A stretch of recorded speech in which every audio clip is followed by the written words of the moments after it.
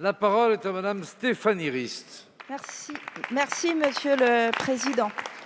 Monsieur le ministre des Solidarités et de la Santé, c'est une question à laquelle j'associe particulièrement les députés de Montpellier et de Rambouillet.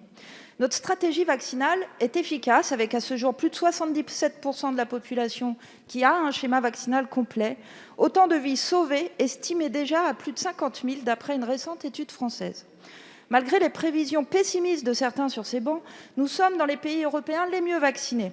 Malgré les prévisions aussi de certains, la mise en place du pass sanitaire est approuvée par une majorité de Français et soutenue par les acteurs qui s'organisent dans les différentes activités où il doit être contrôlé. Il faut vraiment les en remercier.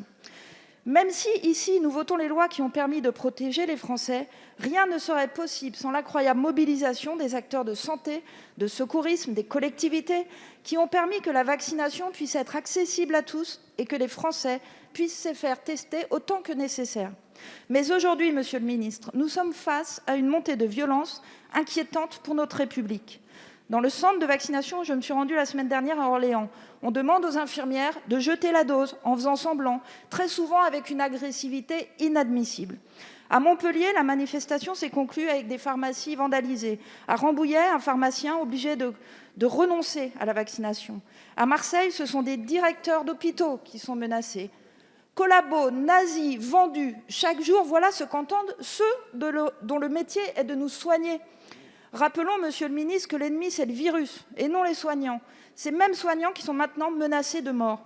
Je pense que nous devons rappeler ici la très grande fermeté que nous devons avoir à l'encontre de ceux qui pensent que leur prétendue liberté leur permet tout. Monsieur le ministre, quelles mesures pouvez-vous prendre pour que cessent ces menaces contre ceux qui ne font que leur métier ? Comment allons-nous protéger ceux qui nous protègent ? Bravo, excellent. Merci.